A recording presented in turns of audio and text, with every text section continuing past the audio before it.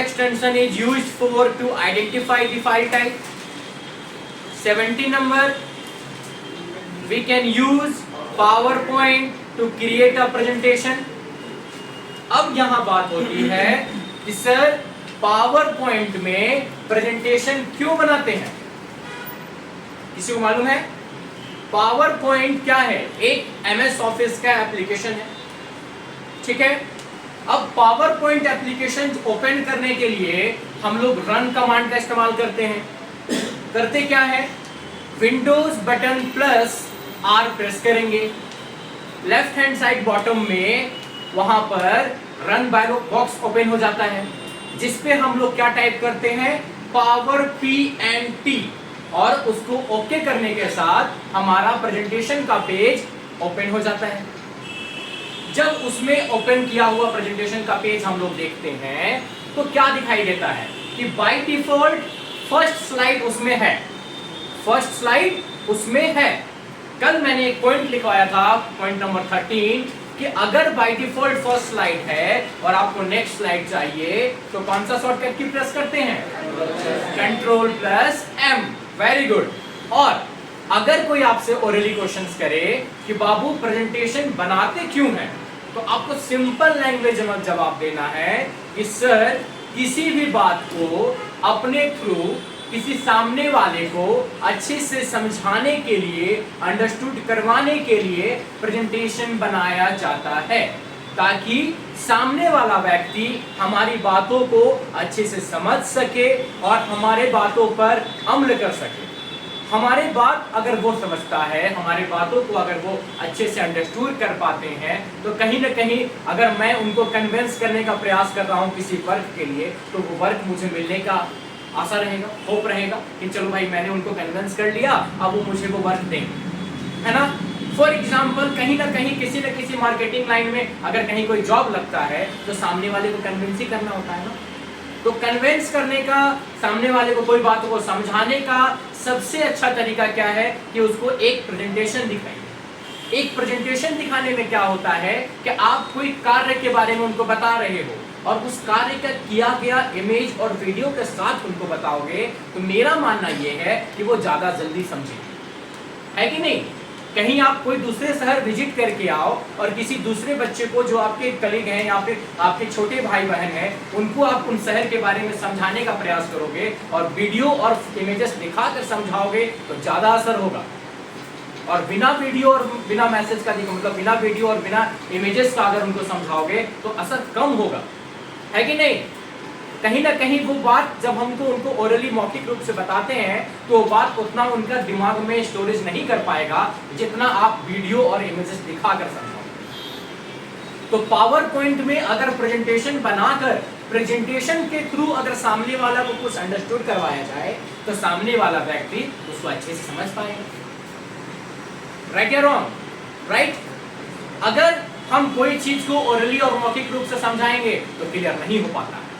इस सारे चीज को अगर अच्छे से प्रेजेंटेशन में डालकर पेश करके उसको कन्विंस किया जाए तो कहीं ना कहीं वो ज्यादा अच्छा असर डालता है। इसलिए पावर पॉइंट में प्रेजेंटेशन बनाकर ही हम लोग कहीं ना कहीं किसी न किसी काम को, कामयाबी को हासिल करने का प्रयास करते हैं। तो भाई सामने वाले से मुझे वो काम हासिल करना है तो सामने वाले को अपने पास्ट में किए गए अच्छे कार्य को बताना होगा। तो सामने वाला मेरा देखेगा काम, मेरे पास्ट के कार्य को देखकर फिर मुझे आगे और भी काम करने के लिए मौका मिलेगा, चांस मिलेगा, है ना। दूसरी बात, जब आप लोग एक्सेल ओपन करते हो, एक्सेल ओपन करने के साथ साथ अगर जैसे यहाँ पर मैंने एक पॉइंट लिखवा है, पॉइंट नंबर 18, कि वहां पर बाय डिफॉल्ट नेम उसका है बुक 1 लिखे हैं आप लोग। अब बाय डिफॉल्ट नेम बुक 1 जब है तो वो दिखाई कहां पे देता है पूरे स्क्रीन में? सबसे ऊपर टॉप में दिखाई देता है। हम लोग अगर फोकस करें तो हमारा बुक 1 यहाँ पे दिखाई देगा। अभी अगर हम लोग देख पा रहे हैं तो कोई नाम दिखाई दे रहा है। क्यों ऐसा? क्योंकि उस फाइल में कोई फाइल क्रिएट किया गया है और उसको फ्यूचर में अच्छे से उसको हम रख सके उसके लिए किसी नाम से उसको सेव किया गया है। बट अगर आप नया पेज ओपन करते हैं और नया पेज ओपन के साथ साथ उस पर ध्यान देते हैं तो क्या होता है कि बिना नाम का कोई पेज ओपन होगा? और जब बिना नाम का कोई पेज ओपन होगा तो ऊपर में जो भी नाम आएगा वो उसका बाय डिफॉल्ट नेम है, वो एक यूजर के द्वारा दिया गया नाम तो है नहीं, वो उसका बाय डिफॉल्ट नेम है। और बाय डिफॉल्ट नेम जिस प्लेस पर शो करता है उस प्लेस को बोलते हैं टाइटल बार। क्या बोलते हैं? Title bar. याद रहेगा सभी को। उसी टाइटल बार में राइट हैंड साइड में 3 बटन्स है, राइट हैंड साइड में 3 बटन्स है। मैं याद दिला दूं, आप लोगों को रिकॉल कर दूं कि उस तीनों बटन को साथ में क्या बोलते हैं? Caption button. Very good. और इंडिविजुअल अगर बात करेंगे तो मिनिमाइज, मैक्सिमाइज, क्लोज बटन। ठीक है।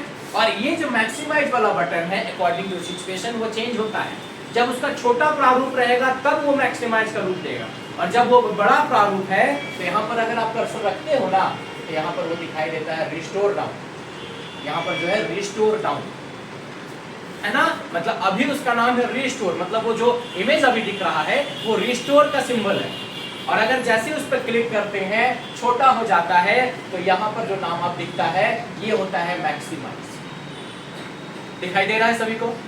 यानी कि कैप्शन बटन में टोटल 4 बटन होते हैं। क्लियर है? कौन कौन से? मिनिमाइज, मैक्सिमाइज, रिस्टोर डाउन और क्लोज बटन। अच्छा, किसी भी एक्टिव फाइल को क्लोज करने के लिए कौन सा शॉर्टकट की प्रेस करते हैं? Alt plus F4। कौन सा शॉर्टकट की है? Alt plus F4। और बिना कोई फाइल खोले डायरेक्ट कंप्यूटर का होम स्क्रीन दिखाई दे रहा है और उस जगह पर अगर Alt प्लस F4 प्रेस करते हैं तो क्या होगा? सेट डाउन का बॉक्स ओपन होगा, विंडो बॉक्स ओपन होगा, जिसमें सेट डाउन का भी ऑप्शंस रहता है, रिस्टार्ट का भी ऑप्शंस रहता है, स्टैंड बाय का भी ऑप्शंस रहता है। तो डिपेंड करता है कि यूजर क्या ऑप्शन यूज करता है। ठीक है। हम लोग अगर डायरेक्ट शट डाउन शो कर रहा है वहां पर अगर इंटर प्रेस कर देते हैं तो हमारा कंप्यूटर 100% सेफली टर्न ऑफ हो जाता है, शट डाउन हो जाता है। ठीक है। और जब कोई फाइल खुला हुआ है और कंप्यूटर शट डाउन आप कर देते हो बिना कोई फाइल को क्लोज किए तो बाय डिफॉल्ट फाइल भी आपका क्लोज हो जाता है। ठीक है, वो सेव नहीं रहता। लेकिन अगर उसको सेव पहले से कर लिया जाए और उसके बाद उसको सेफली बंद किया जाए तो फ्यूचर के लिए वो फाइल हमारा सेव रहेगा, ताकि उसके बाद भी जब आप कंप्यूटर ऑन कीजिएगा और अपने फाइल को ढूंढिएगा तो फाइल आपको जैसा छोड़ के जाओगे वैसा मिलेगा। ठीक है। दूसरी बात, एक्सेल के पेज में इस बटन को क्या बोलते हैं? इस एरिया को, इस बॉक्स को क्या बोलते हैं? मालूम है? एक्सेल का पेज सामने दिखाई दे रहा है सभी को, यहाँ A1 लिखा हुआ दिखाई दे रहा है सभी को, तो उस जगह का क्या नाम? Very good, name box. Name box क्यों होता है भाई? क्योंकि किसी भी पर्टिकुलर एक्टिव सेल में आप क्लिक करोगे, कहीं भी आप यहाँ क्लिक कर दिए, आप यहाँ क्लिक कर दिए, आप यहाँ क्लिक कर दिए, तो उसका नाम उस नेम बॉक्स में पता चल रहा है, चल रहा है ना। किसी भी एक्टिव फॉर्म का मतलब एक्टिव सेल का नाम जानना हो तो आपको डायरेक्ट फोकस करना चाहिए नेम बॉक्स में। सर नेम बॉक्स में उसका ये नाम दिखा रहा है तो बाय डिफॉल्ट उसका ये नाम है। हाँ, उसको भी हम लोग चेंज कर सकते हैं। अगर वहां पे नाम है और वहां पर हमको चलना है नहीं, उसका नाम हम रखना चाहते हैं राम, श्याम, मोहन, कुछ भी सेल का नाम रीनेम होता है, तो हम अगर नाम उसका चेंज कर दिए तो उसके बाद हम इंटर करने के बाद अगर वापस से हम यहाँ पर F जगह पे जाते हैं तो अब दोबारा से वो F6 की जगह पर F राम दिखाई दे रहा है। दिखाई दे रहा है, मतलब उस बॉक्स का भी नाम रीनेम किया जा सकता है। दूसरी बात, अगर डायरेक्टली ऑफिशियल वर्क ऑफिस में हम लोग काम करेंगे ही करेंगे कहीं ना कहीं सीखने के बाद, अगर आप उस जगह पर हैं और आपको उस जगह से आपको किसी अनदर प्लेस पर अनदर बॉक्स में जाना हो, अनदर सेल में जाना हो तुरंत, तो कैसे कीजिएगा? क्या स्क्रॉल कीजिएगा अगर कहीं दूर जाना हो तो? नहीं, आपको क्या करना है, इसी नेम बॉक्स में जाना है और जिस जगह पर जाना है, जहां आपको जाने के लिए कहा जाए, लाइक फॉर एग्जांपल M500, तो आपको M500 टाइप करना है। कहां? नेम बॉक्स में। और जैसे ही आप इंटर प्रेस कीजिएगा आप कहां आ गए? M500 दिखाई दे रहा है सभी को। फिर वापस जाना है तो फिर से नेम बॉक्स में चले जाएंगे, फिर से वहां हम लोग लिख देंगे अपने फर्स्ट सेल का नाम, जिसका नाम है A1। आगे वापस। ठीक है। अभी अभी सब्जेक्टिव में आप लोगों ने लिखा कि ऊपर से नीचे आना, नीचे से ऊपर जाना, या number of column, number of row को देखना, तो कैसे आते हैं? वहां पर अगर है और वहां से हमको सबसे एंड में आना है, एंड ऑफ कॉलम, तो कौन सा बटन प्रेस करें?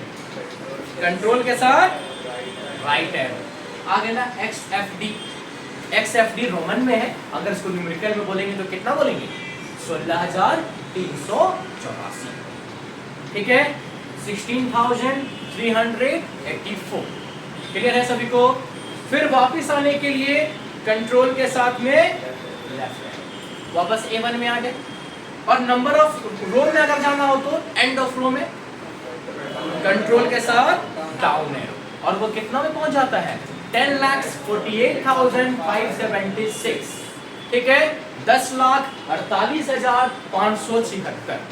अब फिर वापस बैक, कंट्रोल अप एरो, आगे वापस हम लोग A1 में। कोई दिक्कत समझ में आ रहा है? ABCD जो यहाँ पे कंटिन्यूसली लिखा हुआ रहता है, उसका क्या नाम है? उसको हम लोग हॉरिजेंटल हेडर बोलते हैं। क्या बोलते हैं? Horizontal header. क्लियर है? 1 2 3 जो लिखा हुआ रहता है, उसको हम लोग वर्टिकल हेडर बोलते हैं। क्या बोलते हैं? Vertical header. कुछ फाइल अचानक से शो नहीं कर रहा है सर, देखिए ना, हम लोग जब एक्सेल खोले तो हम लोगों को ये हेडिंग, फॉर्मूला बार कुछ भी दिखाई नहीं दे रहा है। लाने के लिए कहां जाएंगे? तो आप लोग को व्यू मेन्यू में जाना है। बहुत टाइम ऐसा होता है कि जब हम लोग प्रैक्टिकल वर्क करने के लिए बैठे, एक्सेल ओपन किए, तो पता चला ना 1 2 3 दिख रहा है, ना ABCD दिख रहा है, और ना ही वो नेम बॉक्स, फॉर्मूला बार वाला रो दिख रहा है, तो गायब है। तो उस सिचुएशन में किस जगह पर जाना है? View menu. कहां जाना है? व्यू मेन्यू में। और व्यू मेन्यू में हिडन जो फॉर्मूलाज या फिर हेडिंग्स रहता है, उसको आप टिक करके उस ऑप्शन को फिर से विजिबल कर सकते हो, है कि नहीं? हमेशा इस फॉर्मूला बार का यूटिलाइज जरूरी होता है। क्यों? कभी भी कुछ भी फॉर्मूला या किसी भी टेक्स्ट को आप यहाँ पे लिखिएगा, टाइप कीजिएगा, एक टॉपिक है ना, एक पॉइंट यहाँ पे लिखा हुआ, file extension is used for the identify the file type. उसके बाद यहाँ लिखा हुआ है कि we can see the PowerPoint to create a presentation। उसके बाद लिखा हुआ है the default name of a file created in Excel is book 1। उसके बाद जितना भी पॉइंट लिखा हुआ है, सबको अगर प्रैक्टिकली करके देख लिया जाए तो हम ज्यादा अच्छे से समझ पाएंगे। दूसरी बात, कल मैंने ये चीज को लिखाया था कि जब कोई एक्टिव सेल में हम लोग को दिखता है, तो वो फॉर्मूला बार में भी ऑल्सो दिखाई देता है ना। तो अगर हम यहाँ पर कहीं भी ये चीज को टाइप करें, तो हमारा फॉर्मूला बार में भी दिखाई दे रहा है। तो उस सिचुएशन में तो वो जरूरत पड़ेगा ना, कोई फॉर्मूला का यूज करके आप कोई डेटा बनाइएगा, और वहां पर आपको फॉर्मूला देखना होगा 10 दिन 20 दिन के बाद, और फॉर्मूला देखने के लिए फॉर्मूला बार ही नहीं दिख रहा है, तो कहाँ पता चलेगा कि उस डेटा को बनाने के लिए कौन सा फॉर्मूला का इस्तेमाल किया गया था? नहीं ना पता चलेगा। तो फॉर्मूला बार होना, व्यू होना, दिखना जरूरी। क्लियर है? टोटल 20 टॉपिक्स हो, बाकी कुछ एक्स्ट्रा भी टॉपिक्स मैंने यहाँ लिखवाया है for viva only. Written exam में जरूरी नहीं है कि वो एक्स्ट्रा वाला आएगा, वाइवा में पूछा जा सकता है, जो 20 के बाद के टॉपिक्स हैं। ठीक है, जो टॉपिक्स अभी डिस्कस किया गया है, जितना भी टॉपिक मैंने कंप्यूटर को दिखाकर यहाँ पे बनाया, आप लोगों को समझाया, पावर पॉइंट के बारे में बताया, वो सारे टॉपिक से वाइवा पूछ सकते हैं। ठीक है, जो क्लासेस में डिस्कस हुआ है। ठीक, कोई दिक्कत नहीं। एक्सटेंशन को अच्छे से लर्न कर लीजिएगा, समझ लीजिएगा, उसको अच्छे से कॉपी में नोट डाउन करके उसको 2-4 बार अच्छे से पढ़िएगा, क्योंकि ये सारा चीज जो ओरली हम लोग कन्विंस किए ना कि ये ऑप्शन कहाँ से आता है, इसको कैसे जाते हैं, कैसे क्या करते हैं, उसको भी अपने वर्ड्स में नोट डाउन कर लेना, और नोट डाउन कॉपी में लिख लेने से जल्दी आप, ठीक है, आपको खुद ये चीज रियलाइज करना है कि कैसा कैसा क्वेश्चन अराइज हो सकता है। तो जैसे जैसे क्वेश्चन अराइज होगा, उस क्वेश्चन को खुद से क्रिएट करना है, खुद से उसका आंसर भी सॉल्व करना है, ताकि जब एग्जाम में एमसीक्यू हो, एग्जाम में आपको रिटन हो, तो आप खुद से उसको अच्छे से सॉल्व करके स्कोर पाओ। क्योंकि देखिए, अच्छा मार्किंग स्कोर आपको तभी आएगा जब अच्छे से एक सेटिस्फेक्शन वाला आंसर लिखिएगा। टीचर को पढ़कर सेटिस्फाइड होना चाहिए कि हाँ इसका आंसर ठीक है, तब आपको फुल मार्क्स मिलेगा। नहीं तो 1 नंबर, आधा नंबर अक्सर लोगों का कट जाता है, क्योंकि कुछ वर्ड का स्पेलिंग गलत, कुछ स्टेप्स गलत, उसमें कटेगा ही कटेगा। ठीक है, तो अगर जो लिखवाया गया है उसको अच्छे से लर्न कर लेते हैं, जैसा कि ज्ञान सर बोल चुके हैं पहले कि जितना भी एमसीक्यू के टॉपिक्स मेरे द्वारा लिखवाया गया, जितना भी सब्जेक्टिव के टॉपिक ज्ञान सर के द्वारा लिखवाया गया, उसको आप अच्छे से लर्न कर लेते हैं, उसके द्वारा अच्छे से पढ़ कर आते हैं, तो 50 आउट ऑफ 50 भी आ सकता है। बाकी प्रैक्टिकल में और टाइपिंग टेस्ट में तो आप लोग के ऊपर डिपेंड करता है कि आप अच्छे से प्रैक्टिकल करके बना के दिखाइएगा, नंबर मिलेगा। कुछ गलतियां कीजिएगा, मार्क्स कटेगा। टाइपिंग टेस्ट में आपका 100 अबव नहीं जाएगा, या जो भी चीज़ अच्छे से टाइप नहीं कीजिएगा। एक्यूरेसी का भी ध्यान देना है, ज़्यादा गलत भी नहीं करना है, नहीं तो उसमें भी मार्किंग होगा आपका। तीसरा, वाइवा में जैसा जवाब दीजिएगा उसके अकॉर्डिंग आपको मार्क्स मिलेंगे। तो डिपेंड करता है कि आप कैसा परफॉर्मेंस करते हैं एग्जामिनेशन रूम में। ठीक है, सबको लास्टली ऑल द बेस्ट। अच्छे से एग्जाम दीजिए, अच्छे से मार्क्स स्कोर कीजिए और अपना पढ़ाई को अच्छे से कीजिए, ताकि आज और कल की अगर पढ़ाई आज ही रिटर्न का पढ़ लीजिए। जो डाउट्स होगा कल हम लोग प्रैक्टिकल क्लास में अपने अपने टाइम पे मिलेंगे। कल वहाँ जो भी प्रैक्टिकली डाउट्स होगा उसको क्लियर कर लिया जाएगा, चाहे वो थ्योरी का पार्ट हो, चाहे प्रैक्टिकल में आने वाले पॉइंट्स हो। हर चीज़ को कल प्रैक्टिकल क्लासरूम में डाउट्स को क्लियर किया जाएगा। कल फाइनली डाउट्स को क्लियर करके परसों एग्जाम के लिए प्रिपेयर होकर अच्छे से आ जाइए। ठीक है, थैंक यू।